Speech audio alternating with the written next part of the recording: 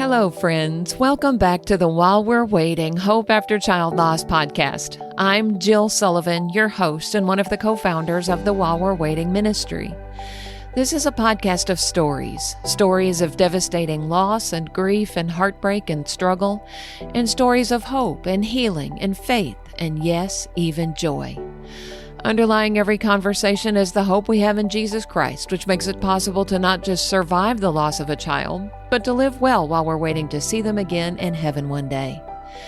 You can learn more about our ministry and the free bereaved parent retreats we host by visiting our website at www.whilewe'rewaiting.org.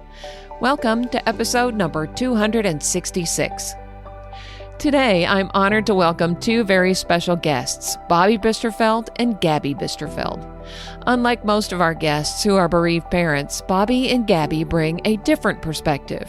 They are both twice bereaved siblings.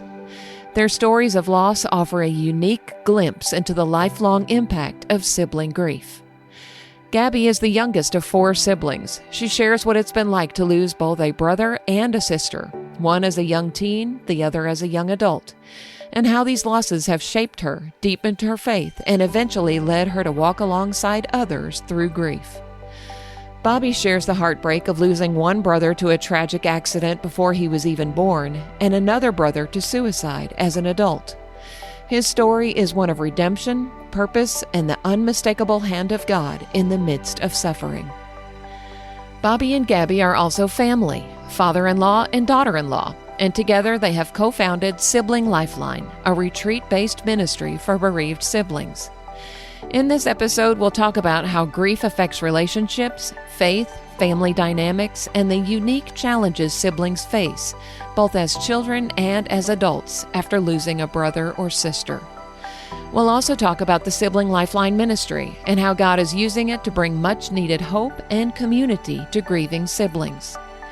Whether you are a grieving sibling yourself or a grieving parent trying to better understand your surviving child, this episode is for you.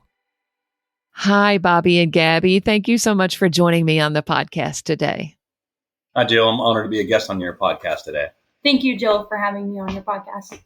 Yeah, let's get started by giving you each an opportunity to tell a little bit about yourself. Tell us where you're from and what life is like for you there. Yeah, my name is Gabby. I live in Edmond, Oklahoma, so right outside of Oklahoma City with my husband, Caleb. I have two wonderful cats. I always like to tell people that. I'm also the youngest of four siblings, so I have three older brothers and an older sister. And then I'm also a store manager at Starbucks, so that takes up a lot of my time for me personally. But outside of that, I do also enjoy being outside. So like running, walking, I fill a lot of my time with that. It's a good stress relief for me. So. I love that. That's great. How about you, Bobby? All right. Hey, I'm from Wichita, Kansas, live out in the country there. I'm married to an amazing wife, Amy. I've got four adult children. I'm a senior enlisted leader with the Air Force there at McConnell Air Force Base there in Wichita. I really enjoy talking about sports. I love playing sports. I stay active with my airmen, going across base and doing all kinds of, flag football, basketball, you name it, I'm playing it. Stay busy in the local area, volunteering with the Wichita Children's Home. And then also a lot of times take my airmen out. We do outreach events in youth shelters, detention centers. And then on a national level, I volunteer as a wish granter with Make-A-Wish. And then also as a senior enlisted leader, I get the chance to volunteer with TAPS, which is Tragedy Assistance Program for Survivors, as a senior military mentor and group leader. And that's for military families that have lost a family member. And so that's just a little bit about me as faith, family, and service, and just giving back to the community. Yeah. Now, and you and Gabby are family as well. Explain the relationship between the two of y'all. Yeah. So Bobby is my father-in-law. Caleb is my husband, which is his son. So we make like a really unique team in the fact of, daughter-in-law and father-in-law, but it's really, really cool as well. Yes. I love that. I love seeing the relationship between the two of you. Yeah, definitely have a great daughter-in-law here. Been blessed by her. I do want to mention too, I come from a family of five, have two older sisters, and then two brothers that are in heaven. Mm-hmm. Very good. Thank you all for introducing yourselves. Most of the guests that I have on the podcast are bereaved parents, really, in fact, almost exclusively, but that is not your story. Each one of you is a bereaved sibling, and not just once bereaved, but twice. And I'm really excited to be able to present your stories on the podcast today. So, Gabby, let's start with you.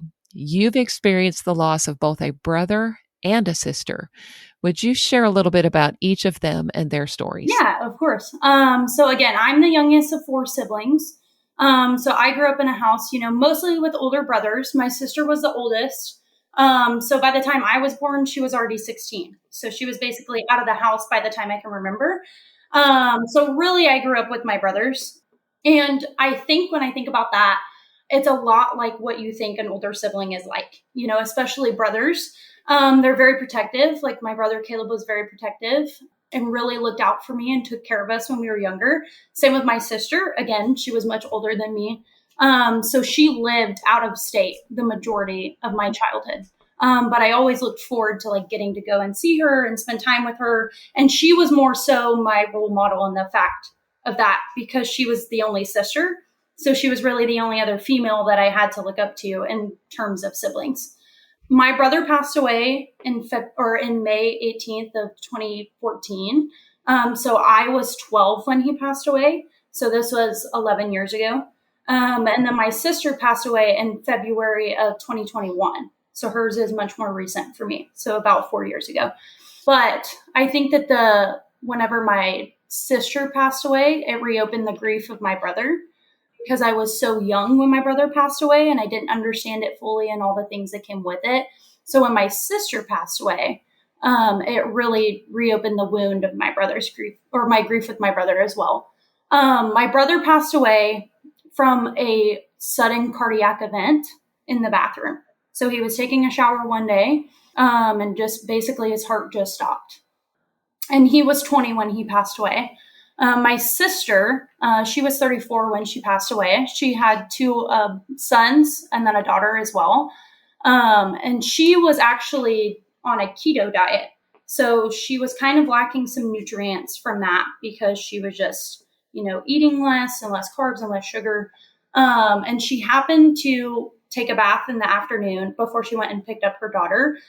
We have a tendency, me and my mom and my sister, to take incredibly hot baths. That is just something that we have always done. And so she ended up taking a bath, but the bath, it was so hot and she was malnourished and she ended up standing up and fainting, which caused her to drown in the bath. So yeah, that is my story of my 2 siblings and a little bit about them. But I'm really do like when I think about my grief of my siblings, like thinking about them as like they were my role models. They were my 2 older siblings that passed away and they did a lot for me personally. And I looked up to them a lot in that aspect. Mm-hmm. Yeah. And how old were you when Caleb passed away? So I was 12 when Caleb passed away. And then I was 18 when my sister passed away, almost 19. My sister passed away 2 days before my birthday. So the time of February is a really interesting month for me.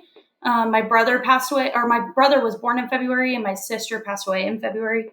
So that tends to be like truly like a harder month for me is the month of February because of that. Sure. Absolutely. I can see that. So what was your experience as a 12-year-old and then as an 18-year-old having to go back to school, face your peers, keep up with homework, all those things when there was so much turmoil and tragedy, difficulty going on in your life? Right. I will say when my brother passed away, it was the end of May. So when he passed away, it was like my last week of 6th grade. Thankfully, I did not have to go immediately back to school. I had like that 3-month period of, being able to grieve with my family before I really had to have interactions with like peers and things like that. My sisters, on the other hand, obviously I was working in childcare at the time. And whenever she passed away, I think I took about a week and a half off. And coming back from that again was a lot harder for me because it reopened the grief of my brother. So all the things that I felt like I didn't understand when my brother passed away, or maybe the perspectives and things like that, I truly kind of just re-grieved both of them at the same time. But that was a lot harder for me after my sister passed away. I was more open to speaking about my grief at that point because I'd already experienced it. But it felt like at that time that I almost understood it a little bit less than when my brother passed away. It felt more overwhelming. So I felt like I had a lot more to process in that fact. But I had incredible friends, incredible family around me. Thankfully, I had Bobby whenever my sister passed away. And obviously, he has lost a sibling or two siblings as well. And so whenever my sister passed away and it reopened that grief, I did have an outlet of being able to speak to Bobby about it, which was very helpful for me because I really struggled with finding something specifically for someone, that's around the age of 18 that really felt like they understood me. I really struggled with that. So having someone that understood my grief and that I could speak to about honestly was very, very helpful. But I also, all my other friends and family were incredible at just listening. They didn't give me input. They didn't give me, you need to get over this. You need to move on. Like they sat and listened and they still sit and listen, 4 years later after my sister passed away. And that's incredible. They've given me the space to grieve in a way that is personal to me without making it feel rushed. Yeah, that is a huge gift. That there's not very many people that actually have that kind of support that is so understanding and so helpful in that way. So, I'm thankful that you have had that. That is wonderful. What a blessing. How did the death of your siblings affect your relationship with your parents? Yeah. So a little bit of backstory to this. Both of my siblings that passed away were my half siblings. So my mom and my dad had previous marriages where Caleb was born out of one with my father. And then my sister was born from my mother. And so obviously whenever they both passed away, the grief was very different. But for my dad, when my brother passed away, my grief in that felt much more isolating, I will say. And it was much harder for me to speak to my dad because he was really struggling with my brother passing away. And I felt like almost I was adding to his grief by speaking up. And I didn't want to do that. I didn't want to make his grief any harder. So for a long time, I think I more so isolated myself in the fact of that because I just felt like I was adding to his plate. With my mom, though, I think it made me much closer to her. My mom is a recovering alcoholic. And so whenever my sister passed away, I was really worried about her. And the fact of like, that is something that was going to slip her or make her fall back into relapse. And so I tried to be by her side as much as possible, which in turn made us like much closer. And then even with that, like even after my sister passed away, that helped me whenever I was processing it with my mom, be able to go back and reprocess it with my dad. Even now, it's still hard for him 11 years later. But we found a spot of like, being able to say my brother's name again and being able to talk about him and tell stories. And for him, for a long time, that was really hard. But I think it took a lot of me sharing what I needed because they didn't know. So for me, I really just needed to talk about it. And I wanted to talk about my brother and my sister and share stories about them. And I think eventually, after, a few years passed, I was able to share more about that. And they were more open to being able to listen, but also being willing to share stories as well, which made my grief feel a little less heavy when you can talk about it. Yeah, absolutely. Absolutely. Yeah, it's interesting that you said that you didn't want to talk to your dad about it at first because you were afraid of adding to his pain. Yeah. Do you think that's a common feeling that siblings have? I think so. Even with, I will speak from experience of even with my other living siblings, for a long time, we didn't even talk about it with each other. Even though I knew that they went through the same thing that I went through, we lost the same siblings, the same circumstance. For them, everybody's grief is different. They processed it differently. And kind of when my dad shut off, I think my brothers just shut off as well, which caused me to feel more isolated. I tend to be a very empathetic person. So like when I feel like I'm adding to someone's plate or like doing something that like adds to them and their pain, I didn't want to do that. So that's why after my sister passed away, it kind of opened that transition period for me to be able to kind of ask more out of them Because at that point, I think I realized if I can just talk about it, I think I can start my healing process a little bit more. And so I think it is very common because the last, for 6 years of that, we just didn't even talk about it with any of us about my brother's passing until my sister passed away. So I think it helped all of us grieve some things that we just did not want to at the time. Sure. Yeah. How has the loss of your siblings affected your personal faith journey? Oh, I think it's made me much closer to the Lord. Obviously, my faith is very different at 12, how it was when I was 12 to compared to now at 3. But I think being able to obviously lean on the Lord and find comfort in that has been incredibly helpful to me. But also knowing at the end of the day that this is not the end, right? Like, this is not the end for us. This is not, I will see them again. Is something that I've always clung to. And it's made me feel so much more at peace about everything, and the grief that I have and the pain that I carry, knowing that at the end of the day that I get to see them again in heaven. Yeah, that's a definite help, isn't it? Yes. As we walk this road, just knowing that that the best is yet to come, Exactly. that this is not all there is. Yeah, we've got a lot to look forward to. So, Bobby, now let's turn to you and first talk a little bit about your brother, Robert, whose death actually occurred before you were born. Would you mind sharing with us what happened with Robert? So with Robert's death, he died 5 years before I was born, and he died in a gun accident when he was almost 3. He was 2.5 years old. So he had, what I was told, had climbed upon a chair and reached and grabbed a gun from the top of a refrigerator and fell down with it, and the gun went off and struck him in the front of his head.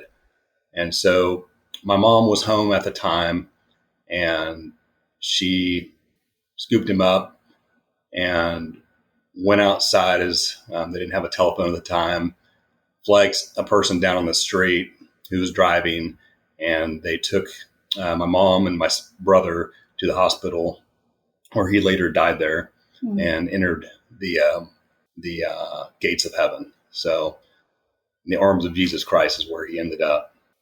So that's about my brother Robert and his death. And he really was, growing up, a picture on the wall that nobody really talked about. And nor did I understand exactly what happened to him. And I asked that story to be told when I was 18 years old with my mom. And I've only asked her to tell it once, and have never asked her, obviously, to tell it again. It's such a heartbreaking and just a hard story for her to tell and then for me to listen to. But I really did need to know, what happened to him. And so that was important to me.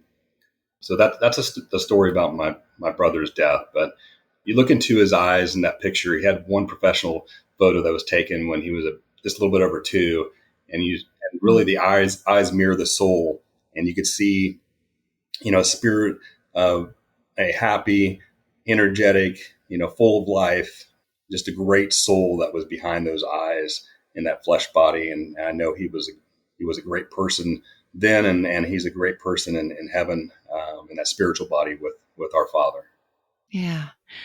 Growing up in a house with a mom who was grieving, looking back, how do you feel that experience with loss impacted how she parented you and your siblings? I definitely believe that made her more compassionate, and that compassion fed into each one of us kids. She really encouraged us to look for that special person in school or anywhere, church, just in society and in general, when you're out shopping or whatever. Who's that person that you can impact? Who's that person that you can have a conversation with or smile at and make their day? Because not everybody out there is having a great day. Some people are suffering, different things in this life, and what we can do to make that positive impact on them can be all the difference for that day. That's what she really, implored on us to do and to live like, I believe, because of that loss in her life. So I think being a teenager is when, that really hit, resonated with me, his death. I don't think I really processed it or started to till then. My parents also got divorced when I was 16. And so between 16 and I'd say, 25 was really some hard spots for me, processing his death and just other things dealing with in life that were going on around me. But like I said, she really was a bedrock, for me at that time, just being a good example of how you live your life and how you care for other people. But I will say not dealing with that grief until later in life, I think held me back early in life. It just took a while to work that grief out. And we'll get to it even, talking about my other brother who died and how that brought back up Robert's grief and realizing that I hadn't fully processed it. Mm-hmm. Yeah, it's amazing that you could grieve someone you never even met. For sure. Mm-hmm. Yeah, I think it's just, he would have been the oldest in the family. He would have been that older brother that I needed, would have looked up to. And I wonder how our family would have been different had he survived and been there, and how some of our family dynamics and maybe things that took place or didn't take place, how it would have looked like had he survived and been there with us, So there's a lot of unanswered questions and unknowns, and that's just the way it is. Sure. And how just your own personal life would have been different with that brother there. Yes. Yeah. And that's something that I imagine as you grew up and aged and realized what you were missing by not having that brother there, it was just kind of new layers of grief that came along as you matured. Yeah, 100%. I think that's really, once you get to those, those stages in your life where you realize what you may have missed, those events, whether it's weddings, graduations, whatever they are, those start to set in when you have that maturity and you're seeing those things happen and you're wondering, where's my brother? How would this have been different? How would this have been, a more positive experience? Sure. Absolutely. So you also have experienced the loss of another sibling, as we said, and that's your brother Carl in May of 2020. Would you mind sharing a little bit of his story with us? Sure. He grew up, he was a fun kid growing up. He always had a smile on his face, and he was always, he was ornery at times, but he was also very funny. He was always making us laugh, and, he was very mechanically inclined. He loved working on cars. He definitely was a risk taker. He enjoyed hunting, riding his four-wheeler, just getting out and enjoying wildlife and hiking and all that bit. He also enjoyed fishing. He worked for an oil and gas company, which he just loved working for almost 20 years. And so he just was really just a fun person to be around. Unfortunately, probably late 20s, he died when he was 35. He suffered from alcoholism, and that was really hard for us to all deal with, watch, and see, because when he was sober, he was one of the greatest persons you could, have conversation with and enjoy your time with. But when he wasn't, he just wasn't that fun to be around, honestly. And so that strained the relationship, I believe, for myself and for, other people in the family during that time. So ultimately, I think between the alcoholism, life events that happened during our life growing up, a myriad of things that led to the depression also working in his life, ultimately led to him taking his own life by suicide. And so that was May 30th of 2020 when that happened. It was really hard to get that phone call and hear that. I think what was really hard too was having to be the first person, who received that phone call, and then, call my sisters, let them know, and then drive to my mother's house and tell her in person. So those were hard things to deal with at that time. And was it something, very unsurprising for me? About a year before that, he had a very, very bad car wreck. It was a single car accident. He rolled his truck and whatnot, and came very close to death at that point. And I realized with that, he was probably going to lose his job with that wreck and everything surrounding it. And that was really, that was a downfall for him. One more thing that just kind of put him in a state of where I thought he could take his own life. And that was a year out. He did go to rehab for 3 months, came out of there.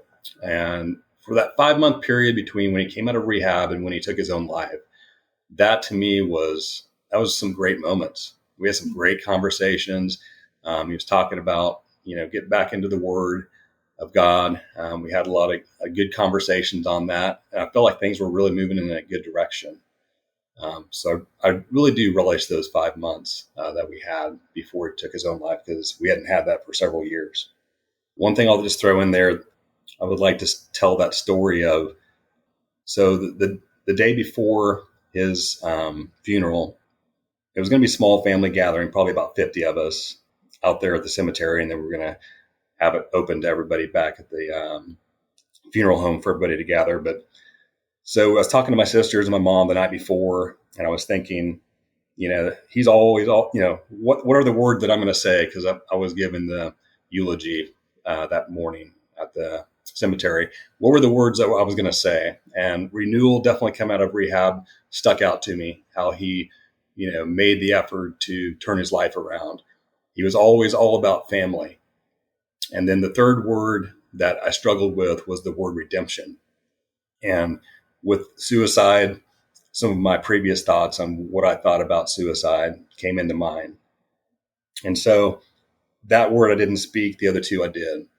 And so that morning, getting around, it was 10 o'clock there at the cemetery there in Ellsworth. And I decided to check the mail. It came in that morning. So the church that I attend, they send out a monthly Bible study. And so I pulled out the letter, happened to come that day, opened it up, and it was the word that I was looking for and struggling with. It was the word redemption. That was the title of the Bible study for that month that they sent.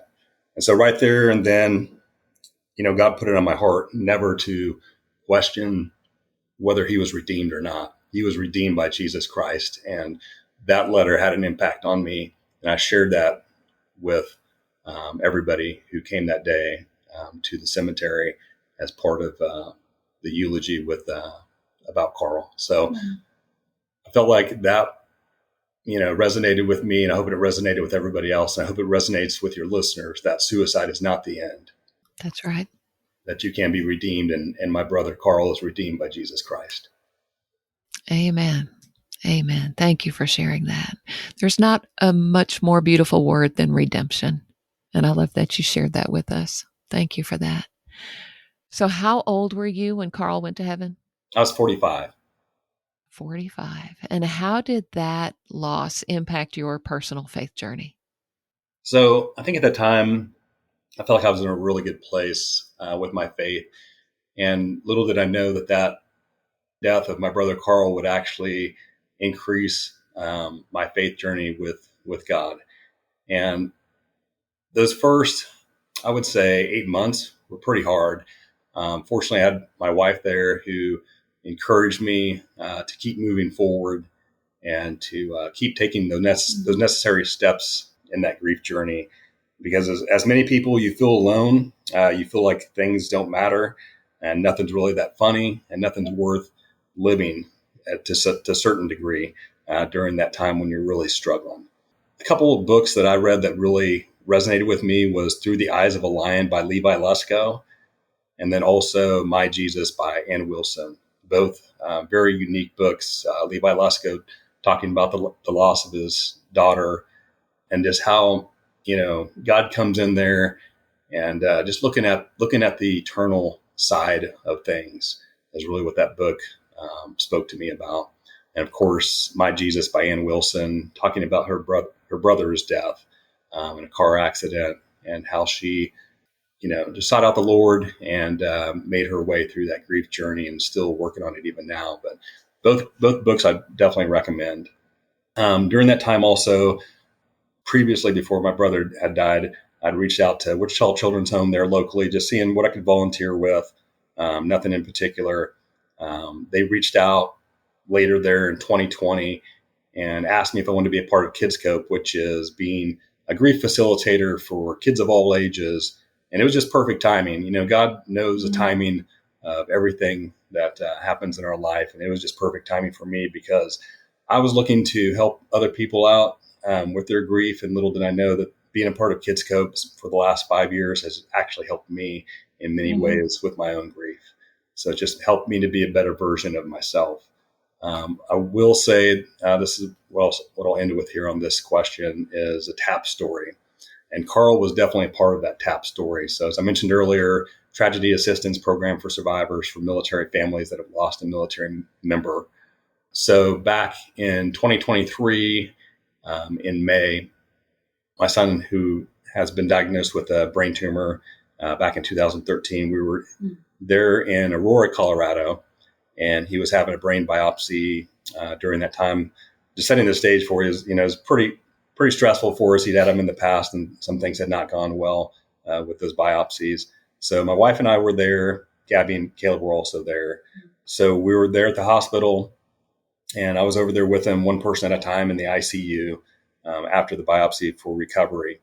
And it was time to switch out. And Amy had come over from the hotel, and she was just saying, hey, when you go back over, I saw this military type setting, set up over there. I don't know what it's about, but maybe you want to go check it out. And so in my mind, I'm thinking, that sounds good, something to decompress. Like I said, it was just a stressful time for us.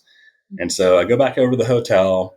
They have a lobby there, conference center, and see the table set up, walk to the first lady. She's on the cell phone, and bypassed her, went to the next lady who's sitting there. I mentioned that because God has things orchestrated, right? There is no coincidences.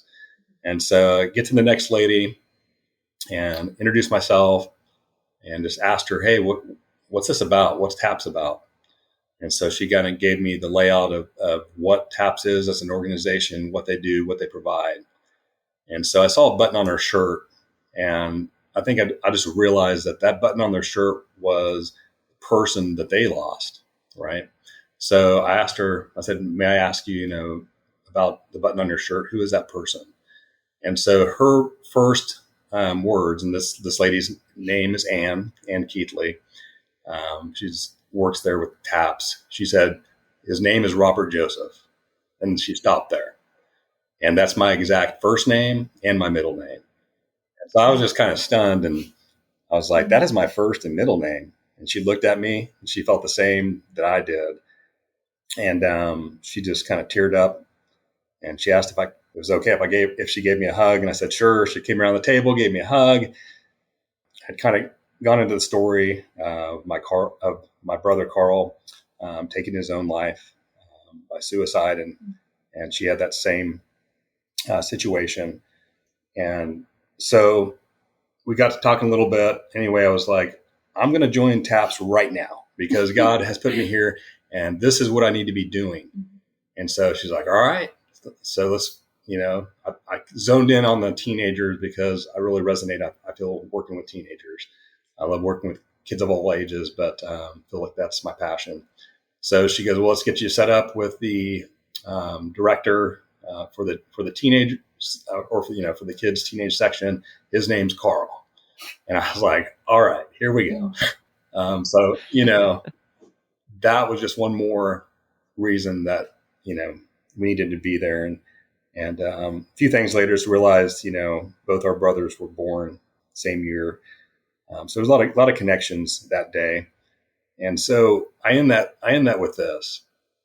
Like I said, there's no coincidences in life. God has orchestrated our lives for us when we seek him, especially. And even in the times where we're struggling the most and we're in a storm of some sort. And for us, it was going through, our son, his biopsy and everything that was going on at that time, the unknowns. God's got you right where he wants you. And he has you right in the place where he needs you the most. And even positive impacts can come when you are struggling, when you are in a storm of, just a little bit of fear, anxiety, doubt. Going to TAPS that day and him providing exactly what I needed and knowing that positive impact would come. And that first, I think it was November or October of 2023, we went to our first TAPS event, and it was a suicide only event. the conversations, the things that took place there, just again encapsulated everything that day that I needed to be there for. And Carl was a part of it. Yeah. It's so neat to see how God works through circumstances like that. And I know what a blessing you've been to the people you've worked with TAPS. And yeah, great story. Thank you for sharing that with us. So just kind of shifting gears a little bit here. We've got your stories now. We know a little bit about you. So I want to ask you some questions that my listeners, who are primarily bereaved parents, probably would like to know the answers to. Something we hear from parents at our retreats all the time is, why won't my child talk to me about their grief? Or why doesn't my kid want to talk about their sibling? And that's true of parents that have both lost younger siblings and older siblings. What would be your response to that? Either one of you can share, or both. Yeah, so I'll start on that. I think it's not that they don't want to talk about it. I think this is something I touched on earlier. I think Yes. for me personally, and something that I can speak to on that, is it's just like, you do not want to add to your parents' pain and the things that they're already dealing with. I Yeah. think tends to be a pretty common factor of feeling like you don't want to talk about it. And I think through that, just listening and just being patient, like not rushing an answer out of, your child on how they feel about something, was really helpful for me. And just letting me, when I was ready and when I wanted to talk about it, just listening to me talk. It's not that I needed a response from them. It's not that I really needed their input, but for a long time, I personally struggled with not wanting to add to their grief pain. And I think sometimes it can feel that way. So for me, it was really just letting me talk when I felt ready. But also, like, I think some of it too was just like saying their name, talking about them, the fun times that you have with them, when we were kids and growing up, and like sharing the things that you loved about them, I think, helped me be willing to start open up and talking about it when I felt like they were ready to start talking about it.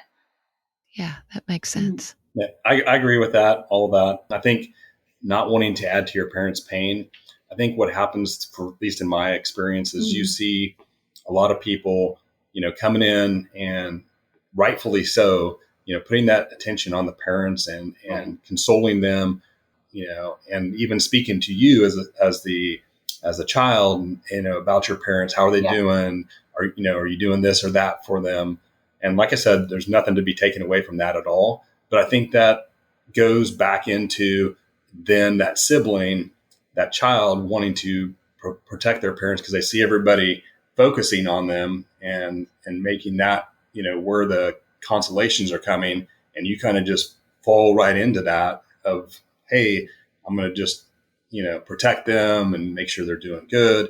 And then sometimes that child doesn't take care of themselves. Yeah. And that's where, I think later on trying to process and do the things that maybe should have been done earlier on become, a little bit harder. Mm-hmm. And I'll throw in there also, I think just accepting, what would be your response to that? It's accepting their pace, right? Because sometimes as parents, you want to fix things quickly or see, the pace of your child's grief healing go a lot faster, maybe keep up with yours, whatever it may be, right? But accept the pace of your child and their grief journey, because each one looks different. Yeah. Each time frame is not the same. Yeah. It's an ongoing, unending grief journey, but there are milestones along the way. Keep praying, keep being involved where you can. It's interesting that you said that about the pace of a child's grief journey, because something that we experienced with our daughter, and I've heard this from many bereaved parents, is that the grief of a sibling often seems delayed compared to that of a parent. The parent's grief is immediate and it's intense and it's strong and it's lasting. And I think that's the same of a sibling, but I feel like a sibling sometimes, and I'm sure it depends on the age, may not fully understand or be able to process the magnitude of the loss until a little bit of time has gone by. Would you agree with that? Yeah, I would say I would definitely agree with that. I think for me, like, you just want to, like, especially when my sister passed away, I wanted to be there for my mom. and I wanted to comfort her. And for me, I felt like I had no time to grieve, honestly, Right. because she was going through so much, and she had so many decisions to make with the funeral, and everything like that, that I was so worried about her and her grief and her struggles and the things that she was going through that I almost forgot about my grief at the time, because I Sure. didn't have the time to process it, making sure that she was okay. And so I think obviously that like delayed it for me. And it went into, honestly, months and years of grief, not only with my sister, but with my brother, because I had delayed it for so long trying to make sure that my parents were okay. Yeah. Yeah. Did you find yourself, it sounds like what you're saying is that you maybe found yourself taking on some roles that you maybe weren't prepared to take at your age, Yeah. particularly with your mom. Yeah. So I think even, with my dad and both my mom, like it felt like I Yeah. almost had to grow up a little bit quicker. Even being the youngest sibling, I think that that was a common thing that, for one, people would tell me after my siblings passed away. But I always just felt like, that they were like, you're a lot older than you are, and I Mm. think that that's true, of having to take on roles and responsibilities and almost just take on my parents' grief for Yeah. them, because I didn't want them to struggle so much. But Yeah. in turn, then whenever you try to process your own grief, it becomes a lot. Becomes a lot harder, because you've taken the identity and roles for them that it almost confuses you in your own grief. So, Mm. Sure. Yeah, that makes a lot of sense. How about you, Bobby? What are your thoughts on that? I think as far as just, again, going back to, accepting their pace mhm. and giving them the space to grieve in a way that fits God's plan Mhm. in their life is the best way to go. Because, like I said, sometimes we mirror our plan and our grief path, Mhm. and we, I say necessarily force it on others, but we think, oh, they should be doing this when we're doing this, Yeah. as far as getting better Right. or moving to this stage. And we can't do that. And Mhm. especially, like you said, with the ages, when you go below, 18, now we're talking, if you're talking about a 7-year-old, if you're talking about a 13-year-old, we're talking about two different situations. How much should they know about the death? Mhm. How much should we expect progress? And like I tell a lot of parents who have younger children, when they get to be teenagers, when they get to be 20-some-year-olds, and life events happen, there will be reprocessing of grief in a totally different way than when you were those Yeah. younger ages. So be prepared for it, and understand that just because things are going great today, 5-10 years down the road, this whole thing may come back and have to be reprocessed in a now more mature way, Right. because they've matured to a different age and a different place in their life. Hmm. I think that's more pronounced too in siblings than it is in adults or parents, because we've already reached a certain level of maturity when our child has died. We're already there. We're adults. But for someone who loses a sibling, particularly as a younger child or an adolescent, or even like you did, Bobby, before you were even born, as you go through all of those different stages of maturity, there's got to be different levels of processing that go on. And that's hard for a parent to deal with because, we want to be there for our kids. We want to help them through all of this. And it's just hard for parents, I think, sometimes to realize that those are issues that their kids are going through and that their grief evolves so profoundly throughout the course of their life. Yes. Hmm. So, how can parents help with that? What do parents need to be aware of? I mean, I'll go basically off of kind of what Bobby said to that, is everybody grieves at their own pace. And I can Yeah. speak to the fact of, my dad, whenever my brother passed away, I think that he did have the tendency to try to rush us through our grief. And honestly, right, like, I don't think that, he knew how we were grieving, and we obviously didn't understand how he was grieving. And he was just trying to be helpful in the best way that he could and that he knew how to do. Sure. But I think with that, it caused me, to kind of isolate myself for years and a few years of just not talking about it with even my brothers or my dad. And so I think obviously the older that I got, I started to have more questions. In the same way that Sure. Bobby spoke about, you tend to want to know more and you have more questions about things that maybe weren't talked about. And so I think just being open to those questions and being open to kind of, reliving the story and you almost have to relive, my parents had to relive their grief a little bit in order for me to process mine. And that was something that I had to learn to be okay with personally, was having my parents do that because that's what I needed. I needed the details. I needed to know their pain. I needed to know that in order for me to continue my healing. But then also, I think by the time that I was old enough, I had experienced my sister passing away. And so that opened up a whole new set of questions for me, which my mom and dad were wonderful at that time and being able to talk about it, which was incredibly helpful. But I think just being open to the questions and open to, being able to share, your perspective and your pain as a parent with your child, over, the years of we continue to process it, has been incredibly helpful for me personally. I am someone that loves to talk about everything. And that's how I process a lot of, things in my life, is just simply by talking about it. So if you'll just listen to me talk, like that has been the most healing and helpful thing for me. It's just having other people around me listen. Mm-hmm. Yeah, that's helpful. Thank you for that. Yeah, I think it's allowing yourself to be vulnerable. Yeah. Again, Gabby said, be a good listener. And then also, allow God to work in your own life on your own grief journey so you can be more prepared for your child's grief journey when they're struggling the most. Mm-hmm. And I'll go back to with my wife, she had a lot of grace, a lot of patience with me as I was struggling and moving forward in my grief journey. But there's also a few hard conversations that she had to have of hey, we have got to, make some strides in the right direction. Right. Mm-hmm. And I realized it too, when she said it, I was waiting for it to come almost, we've got a family here.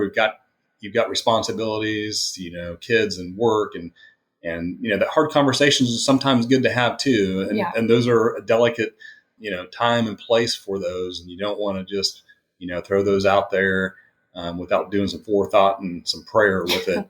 But there's a place for that too, depending on the age and where that person's at. So. Sure. Yeah. Thank you for that. So what are some other struggles that surviving siblings may be facing that their parents may not even be aware of? With one of our recent Sibling Lifeline retreats that we had here recently, one of the attendees, a young lady, she said, "I am living in my parents' grief." And that really resonated with myself and Gabby, and especially knowing her story, one of many children with their parents. And so that living in her parents' grief, just on a day-to-day basis that had gone on for months and even over a year, of her parents really focusing and talking a lot about her sister who had passed away, and rightfully so, right? I mean, I can only imagine what a parent goes through. But for her, I believe it was to the point where, the parents were focusing on heaven, focusing on being there with that child, and her and her siblings feeling left out, right? Just not, and knowing that the parents cared about them, but they felt like, did they care about me that much? Am I below where my sister who is in heaven is? And even though they knew that wasn't necessarily the fact, but it sure felt like it for them. So I think that's one of the things that siblings do struggle with. It's that balance of parents. Gosh, like I said, I can only imagine how that must feel and how they must want to be with that child that's in heaven, but yet to look around, survey the landscape, and realize that you have living children who are still here, who still need you, even though you're not the same person, right? I mean, there's a new normal that we all face with death of a sibling or a child, but to realize there are still people here who need you and what you're going to bring to the table for them. And I think that's one of the things that they struggle with, is having their parents sometimes present like they were before the death. And like I said, you can never go back and be the same person, I imagine, as a parent, but to be the best that you can be for the people that are surviving, your surviving children. Yeah, I think about that often because we hear parents say things like that at our retreats. Yeah, I'm so ready to go to heaven and be with my child again. And that's fine to say to other adults, other bereaved parents, because we all understand that. We all get that. But when you say that in the presence of your surviving children, and you think about, depending on their maturity level, how that must make them feel. It's got to have a negative impact on those other children in your home. And I think we as parents, I'm just talking to all the other bereaved parents who are listening today, because I'm one of them, we need to be very careful about what we say when we say things like that in front of our surviving children, because that's got to make them feel less than. The other thing I think we need to be careful about as parents is putting that child who died on a pedestal and talking about them and all of the things they did and how wonderful they were and how that could also impact the kids who are listening. I mean, do you guys have any comments about that? I will say I agree with that. Like, as far as living in my parents' grief and like feeling like, they're putting their sibling or like their child on a pedestal and things like that. I think it can feel less than in a way. And the fact of they just like, it feels like they don't want to be here with you. And that can be hard. Even though that, like, I knew that was not personally their intention. But when you're young and you hear, your parents are going through the most difficult and heartbreaking time of their lives, right? And so I do understand that. But then to hear, I can't wait to be in heaven, or I just want to be in heaven with them, I think is really hard, especially when you're young. Like for me, being like 13 or 14 years old and hearing my parents say things like that was personally very hard for me, because it felt like, them being here with me was not as important as being in heaven with their child. Yeah, just throw in there too, just a few other things I thought of was, the fear of future loss. I've heard that from several, that someone else in their family may die. I think that's a very real fear for some siblings. Shifting or strained relationships with family and friends. I've heard that a lot, even in the 2 retreats that we've had. And then longing for that shared future when, we've all talked about them, the graduations, the weddings, the birthdays, things that happen significant in our lives that are just never shared with that sibling. Those are very difficult times. And in striking that balance of, it's your day, but it's also, something I believe that the parents are, in the back of their mind, maybe in the forefront of their mind, wishing that child was there to share it with the other children. It's just it's a balance. I think key to all that is communication. Yeah. Communicate how you feel and what you want that day to look like. Right. Is key. And I'll bounce back to that fear of future loss of someone else, passing away. That is probably the biggest one that I struggle with personally, that I have found following both of my siblings passing away, is almost the sense of just you expect other people around you to pass away, especially because mine happened, and I mean, I guess both of ours happened so suddenly. There was no you were prepared to grieve kind of time frame. And so with that, I think it has personally caused me to feel like, I am ready for someone else to pass away. Like I would not be shocked by it. And so for me, like, I will say that is probably the biggest one that I struggle with.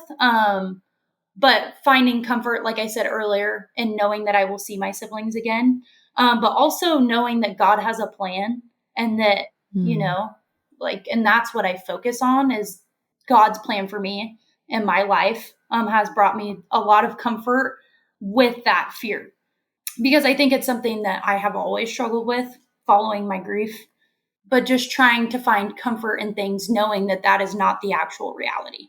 But I think it's easy to get consumed in that as well. Sure, absolutely it is.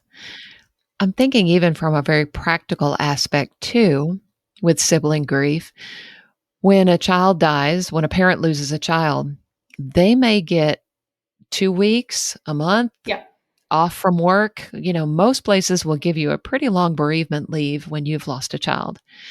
Y'all don't get that as a sibling, I imagine. I know you've got to, maybe you get a couple of days off from school if you're school age, maybe. You might get maybe a week, I don't know, a couple of days bereavement leave if you're going back to a job. And people, I think, expect you to bounce back a lot quicker than people give a lot of grace to parents that have lost a child. I don't know that people give that same grace to siblings. Did you all experience that too? Was it difficult for you to go back to school after your siblings died so suddenly like that, especially the first one? For me, school when I was younger, whenever my brother passed away, I kind of actually looked forward to being able to speak about my brother, oddly enough, in terms of my grief, because in my house, nobody was willing to talk about it. So for me, it was a space for me to be able to share about my brother. And so that was actually pretty helpful for me, I will say, with that time frame of my brother's passing. But whenever my sister passed away, I took, it was like half a week off. Again, I worked in childcare and I had to drive to Tennessee with my brother. So that was like a long trip in itself. And then I remember that Sunday when I came back, I texted my boss and was like, hey, I really need like another couple of days. And they were basically like, no, you need to be here. And I was like, right. Okay. And so that was really hard for me in the fact of like, I think, you want to prolong your reality a little bit. And like I said, I didn't really get to grieve. I was so consumed with helping my mom that by the time I got back and I realized, like where I was at, I was like, I haven't even grieved. And so that was hard for me going back to work and just basically pretending like nothing ever happened is kind of what it felt like for me personally. Yeah, I think just for me, for Carl, where I work at in the United States Air Force, my leadership is very great, very amazing, very patient. Allotted me the time that I needed. I'll just be honest with you, each person is different. Mm-hmm. I'm the type of person, I rolled back to work probably too quickly. And I'm the type of person who's very private at work. So I think maybe a handful of people even knew it even happened. Mm-hmm. And I just rolled back on with work and did my thing. And that's just how I operate better. Something like that happens, less people who know, the better, mentally I am, and be able to come back to work and just be myself and do my thing. So shouldn't be necessarily the, what everybody else does, but that's just what worked for me. But like I said, for me personally, they would have given me up to 2 weeks or so. But I only took a handful of days. So I think it's really dependent on where you work at, the type of people you work for, what are their experiences. Yeah. I've heard some bad, experiences that people have had with the expectations are not in reality. Right. And just, I can only imagine some of the stories out there that siblings have experienced with their leadership or their bosses with that. So I feel for you. Yeah, absolutely. With all of the siblings that you guys have had an opportunity to meet through Sibling Lifeline, have you ever encountered somebody who has talked about the fact that they've struggled with the fact that their accomplishments are always seem to be overshadowed by the memories of their sibling who passed away? Maybe their parents bring that forward. Have you seen that can be an issue for surviving siblings? Yeah, so I think it's from the retreats that we've done, it seems to be a pretty common thing for siblings, where it feels like their parents are kind of forcing this grief kind of onto them. So in the way of like, high school graduations or something like that, and they have these graduation parties or birthdays or things like that. And the reality is they just want to remember their child and they want to remember their sibling and things like that.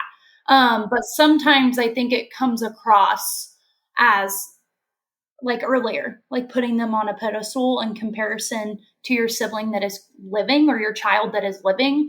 And so it can feel like the focus is really on them on these special days that they have on, their child that has passed, instead of, their child that's living that's going through these moments, it feels like it can kind of take away from them on these occasions sometimes. So I think sometimes that surviving child may want that, right? With the, the passing child, passing sibling, involved or mentioned. But for those times that maybe they don't want that, totally understand it. At the end of the day, it's their graduation, it's their wedding, it's their birthday, it's their moment, right? Yeah. That surviving sibling, and respecting that is their day. And I get it as, again, going back to the parent, I can only imagine, how much they want and wish that child who's in heaven could be there and be a part of it. And just that yearning for that child to be there. I get it to a certain degree as much as I can. Again, at the end of the day, it's that surviving sibling's day and moment. Yeah. Let it be their day, their moment. Yeah. Right. Just don't take away from it, only add to it by being present there for them and letting them have that, we want to call it the spotlight for the moment. Right. Yeah. But again, I go back to the last thing, communication is key.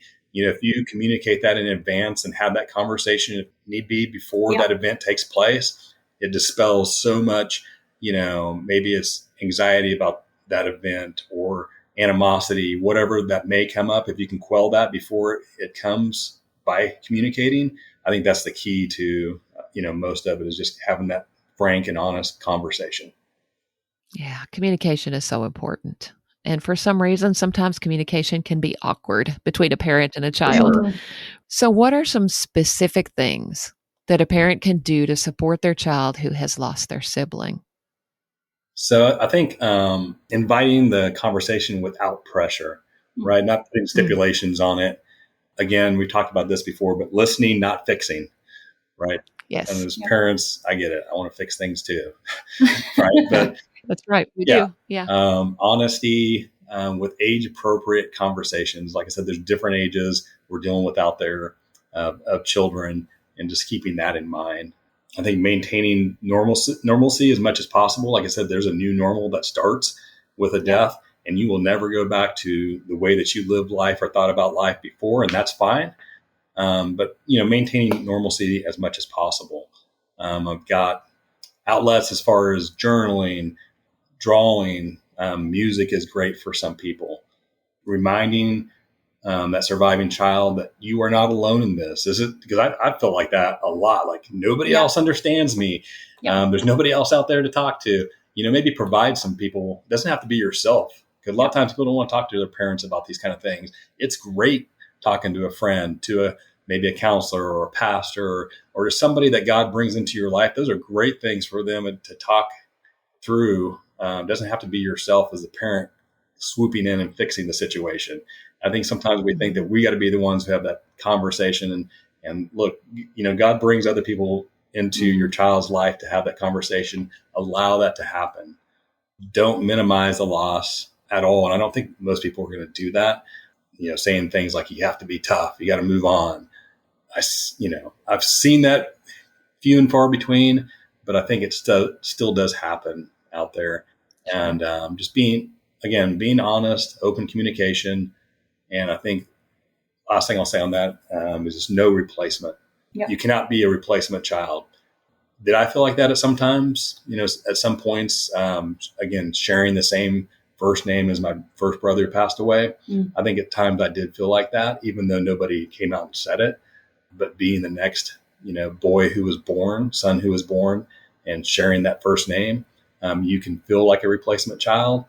But again, stay away from that as much as possible. You are who you are, your own self, and let that person be their own self. I mean, and I'll just go back to what Bobby had said about the people that God brings into your life. I think there tends to be, like you were saying, where parents feel like they want to fix these things and they want to talk about things. But sometimes it just isn't as relatable talking to your parent because for me, I didn't want to add to my parents' pain and force them to talk when they were not ready. And so I think having an outlet, and being able to speak to other people and having people around you, like I am so thankful that I have my friends, obviously that just listen to me. But I think a lot of my healing journey came from having Bobby in my life and being able, and that is such a blessing from God and such a blessing that has been for me. Truly, like being able to have some of these hard, difficult conversations about the things that we've gone through in our grief that I don't think that my parents would have understood in the same way that Bobby does because of what we've gone through. So for me, I will say that like being able to talk to other people and getting, an outside perspective, and I think is incredibly helpful. Mm-hmm. So do you feel like your life will never be complete without your siblings here on earth? So I'll answer that in saying yes, in many ways, I do feel like that. I look at it as a backpack analogy, and I'll explain it to you. So when that death happens, to me, it's a huge boulder that has been put in front of you, and you cannot see past that boulder. You can't get around it, and you don't ever think it's going to move. Huge weight in your life.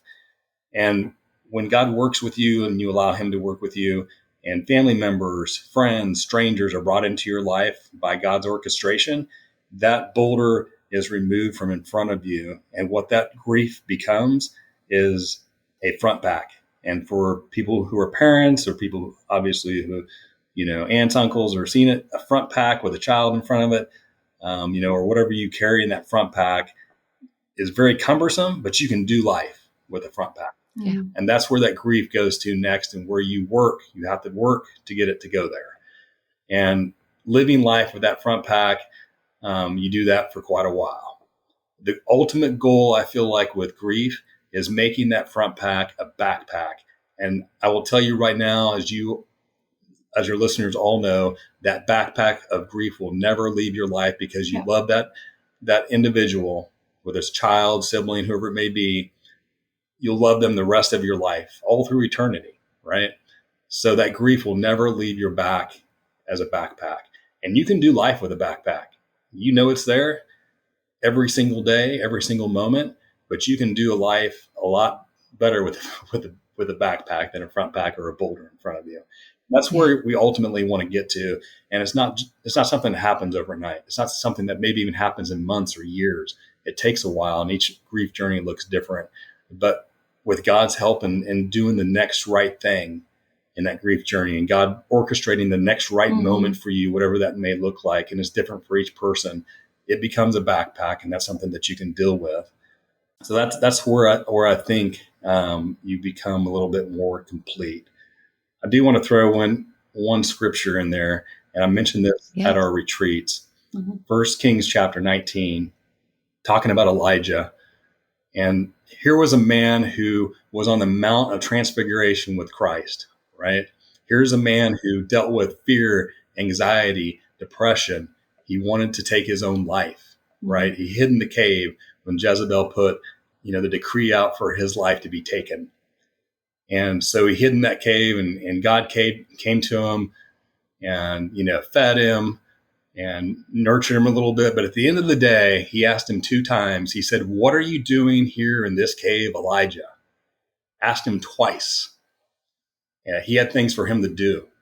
And that's the question that I ask myself, and I ask the people that are at the retreats, and I ask all your listeners, what are you doing here, Elijah? And put your name in there. God's got work for you to do. He has more to your life, more purpose to your life than what you may think you are capable of right now in the grief journey that you're at in this moment. He has something for you to do and accomplish for him with an eternal impact. And you've got to be able to listen to his voice and take action on it and get out of that cave, whatever it may look like for you in your grief journey, and take some steps forward and make it a backpack. Make your life a backpack, just like Elijah went on and anointed a king as soon as he left that cave. He's got something for you to do, a purpose, an eternal impact for you to do in this life. You still have purpose. You are still worthy of living. Amen. Thank you, Bobby. You're welcome. What about you, Gabby? That's a hard one to follow up. That was really yes, it is. That was awesome. But I'll speak to it in the fact of like, yes and no. I we'll go back to something that I said earlier. I find a lot of comfort in knowing that I will see my siblings again. That is something that I have always focused on, and that's brought me a lot of peace. And like, obviously, yes, I feel like my life will never be complete in the way of like, I miss my siblings when I got engaged and married, and I'll miss them Sure. whenever I have children. And, the things that, my siblings are missing out on, or I feel like, they're not there for. But I find also that the grief has allowed me to relate to people in ways that I never could have before. And there's honestly some beauty in that. And some comfort in that as well. Unfortunately, we have all gone through this loss, and we've all lost these siblings, but there's something so beautiful in the fact of, being able to now relate to other people's pain and be more understanding of just things in general that people are going through. I think it's made me a much more compassionate and empathetic person when others around me are struggling. Yeah. Yeah. And that's a great gift. It really is. It's a hard-won gift for sure. Yeah. But that compassion is something really special. We've talked a little bit about how important community is for bereaved siblings so they don't feel so alone, because I know that they very often do feel alone. And God has given the two of you a real compassion for those who have experienced the loss of a sibling, and you've started a new retreat-based ministry called Sibling Lifeline. And it's so exciting to see that there is something available now for siblings. Talk about what happens at a Sibling Lifeline retreat. So the Sibling Lifeline retreat, just give you kind of the quick backstory. To April 2024, as felt God was putting on my heart to start something for siblings, a retreat. And, I approached yourself and Brad and Larry and Janice with the idea, and you guys were awesome in accepting it. And a year later, and I'm glad I had that year, to prepare and be ready for that first retreat in April of 2025. Yeah. And, I think everything that has gone in our lives, especially over the last 5 years for me and Gabby, has prepared us for that moment. Again, Sure. God orchestrates it. But that Sibling Lifeline retreat, you come in on a Friday evening, and, we give you the tour and show your room and get you settled. And really the icebreaker we've seen is during supper. I mean, I had an icebreaker for that first night and didn't even need to use it because, people conversate, right. They want to be together and have that conversation and get to know each other over that supper. And then that evening we share our stories, our sibling stories, and, not just about how they died, but more importantly about how they lived. And through the weekend, we have many grief activities that we go through, the before and after drawing. We have the bag of emotion rocks. We have a letter to our sibling. We have many, again, just grief activities and topics. We take the topics that they put on their registration form, and we talk about those during the retreat. We have a couple devotionals, one Saturday night, one Sunday morning, and some praise time there for the reason we're here, that brings us the peace and healing that we need, our Lord and Savior, Jesus Christ. Definitely that is the focus and the center of this retreat. It's just a great time. We have some free time building on Saturday afternoon. We get out there, we ride the ATV and throw the ball around, and some people kayak and fish. And, so we really do have a good time and laugh and just have some good conversations, getting to know each other. And I think, I'll let Gabby jump in here, but, one of the first retreat attendees put it best. When we left that Sunday morning, she said, we came here as strangers and we left as family. And that connection that we made during that weekend was just more than I ever expected. And I told Gabby, like, the first night when we shared our sibling stories, because we share our own too, I got a little bit emotional at the beginning of sharing my story. And I looked out and I was like, I usually don't get emotional sharing the story that often. And we talked about it later. That was the first time in my life I ever looked out and saw people who were all sibling loss individuals. And that's what struck me, was I am sitting in here in a room full of siblings who get it, who understand exactly what you're about ready to pour into them, and they're going to pour into us. that was a connection where I realized this has meaning for all of us. Yeah. And I mean, I'll add to that piece as well. From the couple of retreats that we've done, we've both experienced people coming in crying because of the overwhelming just sense of peace. And there's nothing, you can't describe the way it feels to sit in the room full of people that understand you. And I'm sure that, obviously parents feel the same way coming in and being in a room full of people that understand your grief. But I think one of the most beautiful pieces of it for me, that Bobby kind of touched on a little bit, is like, even when you're sharing your story or as we're doing activities, people will word things, and these other siblings will word things in a way that you would have never thought to word your grief, or just something that they're struggling with. And you're like, wow, I was struggling with that too, and I had no idea. And so it's also just as healing as it is for the siblings that are coming here. It is also just as healing for us, because we get to, share our stories as well. But it's also, I think it helps everyone dealing with sibling grief. You get different perspectives of it, but then you get to hear, how other people are grieving, and you get to experience, some ways of grief that you didn't even realize, that you were going through, which has been very comforting for me. And I think it's something that's really cool to be able to sit in a room of people that understand you, and you don't have to explain the way that you feel. And it's just incredibly peaceful. And it helps you be more open and vulnerable whenever you get to share, your very heartbreaking story with people that understand it. Mm-hmm. You mentioned that on Friday night, sometimes they come in with tears. Yes. Do you see a difference? Do you see a change by the time they leave on Sunday morning? Yeah, I think, obviously this is new to them, right? This is a new experience, and it's scary. I mean, a lot of it between the retreats we've experienced, some of these siblings have never shared their story before. And so for one, it's incredibly brave and vulnerable to just show up, to just be here, is an incredible step in your own journey. And so I think seeing them come in kind of, weary and maybe a little bit afraid and nervous of what this weekend is going to look like, to leaving like rejuvenated and ready to take on their grief in a way, but also healed. In a way of, feeling like maybe they didn't have any outlet, or feeling like they've never found something that really spoke to them before, to being in a room full of people that understand your grief and being able to be vulnerable in that, and the way that you feel with people that understand it, is incredible. Yeah, we had one lady, I think she summed it up best for what Gabby's talking about. Yeah. She said she sat in her car for 10 minutes in the parking lot before she came in there and came in here, very nervous. And she told us that at the end of the weekend. And she said, I thank God that I got out of my car and came in, because I was blessed beyond what I expected. Yeah. And we've heard that from several of the attendees. And I get it. It's got to be hard for some of them, to come here and be among strangers. But they find out really quick, honestly.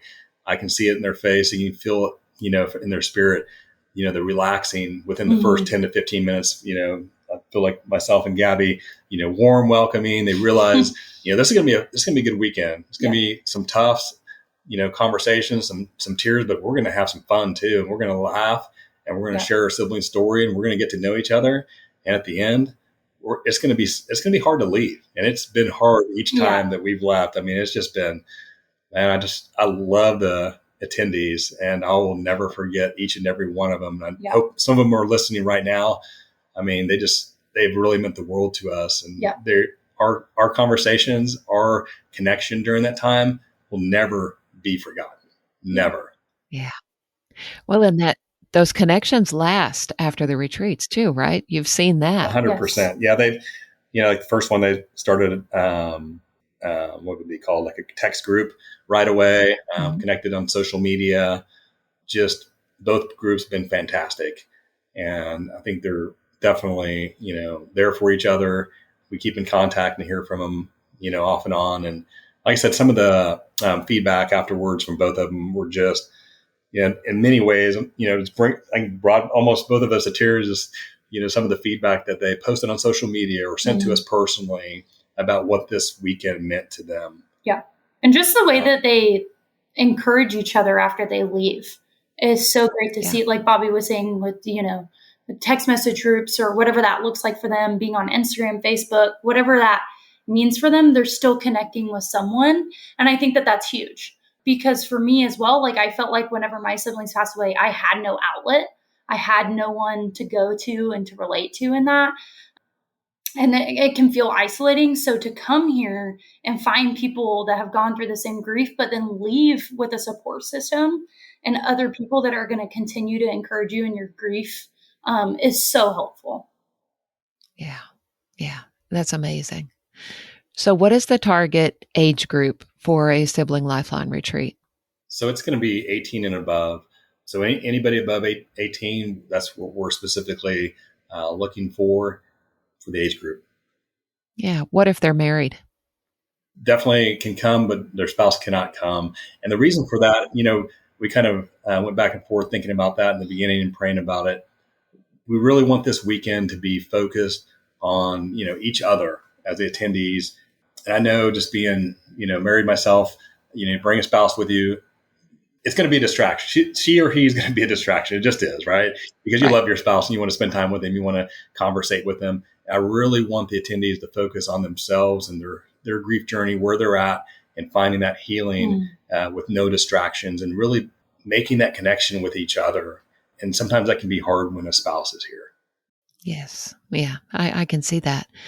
What about sibling pairs? Do you ever have, like two sisters that'll come together or two brothers or a brother and a sister? Is that okay? Oh, definitely. Yeah. Like even for our next one's coming up in August and November, we have 4 sets of sisters who are coming and they want to stay in the same room together, which is fine. Yeah. We have 2 beds in each room. So, like the one for August, we've got 14 total, even though we only have 10 bedrooms available. We've got sisters who come. Hopefully we'll have some brothers that come, in the future. We even have a set of friends who want to stay in the same room. So yeah, definitely. Mm-hmm. And those friends have each lost a sibling. Correct. Yes. Yeah. Correct. Wow. That is really something. Now, I can imagine there are some parents listening to this episode right now, and they are like, what is your website? Because I'm going to sign my kid up for this. Is that okay for a parent to sign up their child on their behalf? No. Yeah. No, we really, that's what I thought you would say. Yeah. So obviously we want this to be like, the siblings' decision ultimately. Right. This goes back to not rushing your child in their grief and the way that they are trying to heal. Really, we want this to be your decision. Whenever you feel like you're ready and you want to come experience a retreat with us, we want that to be at the time that you're ready to do it. Yeah, I think that's important. However, a parent could share this podcast episode with their surviving child, right? Yes, of course. Yeah, that would be okay. That way they could kind of come up with the idea on their own. Yeah, I think that's important. It has to be the siblings' decision and it has to be in their time. Yes. We as parents want to kind of, like you said, Bobby, you've mentioned this a couple of times, we want to fix for our kids. We want them to be better. And it's not that simple. But yeah, coming to a Sibling Lifeline retreat would be a good step in the right direction towards healing. So, all right. Well, we're about to wrap up our conversation. Is there anything else you'd like to share before we go? I'd love to share this message with everyone who is working through their grief journey right now, regardless of the person they've lost. And I'll share this statement. I share it at all of the retreats. I will allow the good to flow into my life. And I think so many times, we put off the good that, God is allowing, he is putting right there to come into our lives, right? Whatever the situation he has orchestrated, the people that he's brought into your life, and they may be the people that you're overlooking. Sometimes we unintentionally block God's goodness because of the unfounded conclusions or lies that the devil tells us. But I just want to remind each of you that are listening now, you are worthy of the good to flow into your life. And healing starts with Jesus Christ.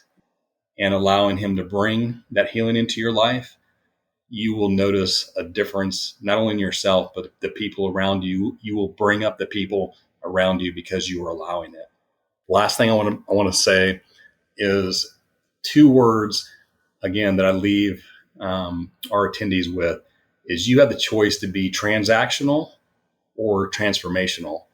And what I mean by that is when you go into a fast food restaurant, you go into a grocery store, no matter where you're there maybe to make a transaction, to do something, for yourself, get in, get out, get home. And I get it, been there, and done that too. But I think many times God gives us opportunities to be transformational in people's lives, and we overlook it because we're so focused on the temporary, the transactional. And in that grocery store line, in that fast food restaurant, across from that counter, or in that line with you is a person who may be suffering with addiction themselves or have somebody they know in their family that is dealing with it. They may be somebody who's been given a cancer diagnosis, somebody who's lost a loved one. You don't know that, but when God lays it on your heart to say something, to share a smile, to have a conversation, to do a good deed, do it, because that is where transformation comes from. That's how people, who are struggling see somebody do that, or in the recipient of that. And that's how a positive impact and a possible eternal impact happens in somebody's life. I think us being people who have lost a loved one should know it more than anyone else. I mean, honestly, I feel like I should have more compassion. We should have more compassion than just, people who have not felt that loss. Yeah. And I will say, as much as it always pains me to say, I am a better version, I'm a better person because of my brother's death than I would have been had they not died. Yeah. And I tell people that all the time, that I do not like saying that, but it is the honest to God truth. And for that reason, I will honor their deaths, even though, they are in heaven now. I will live for them and honor them in that way, that I can bring that positive, that eternal impact in other people's lives because of them. And when we get there and, maybe one of God's first questions is, what did you do for me? We can answer that, not perfectly, but we can answer that question and say, we brought as many people as we could. Your children gave them those opportunities, you working through us to your eternal kingdom. Yeah. Thank you for that. How can people learn more about Sibling Lifeline? So we do have a Facebook site. Yep. We do have an Instagram site. We do have a website. Yeah. The website is siblinglifeline.org. Yep. And then the Facebook page and the Instagram page are both just Sibling Lifeline. And then we do separately have a Facebook group after you've attended a retreat that is with other bereaved siblings that you will stay connected to. And that just helps us keep a community where we get to share different stories and volunteering things that we're doing and just how we're continuing to heal in our grief journey. I love that. I love all the ways you guys stay connected after a retreat. That's so important. All right. Well, thank you so much for coming. I'm going to put all of those links in the show notes so people can find you. And I'm just so thankful that you guys are here and you're doing what you're doing. And I just praise God for Sibling Lifeline. Thank you, Jill. Thank you, Jill. Appreciate you. Thank you so much for joining me for another episode of the While We're Waiting Hope After Child Loss podcast. If this podcast has been a blessing to you, please take just a moment to leave a rating or a review, and please feel free to share it with someone you know who might be helped by it. We're so grateful for all of you who come back and listen every week, and those of you who may be listening for the very first time. I hope God has used it to encourage you today and to help you live well while you're waiting.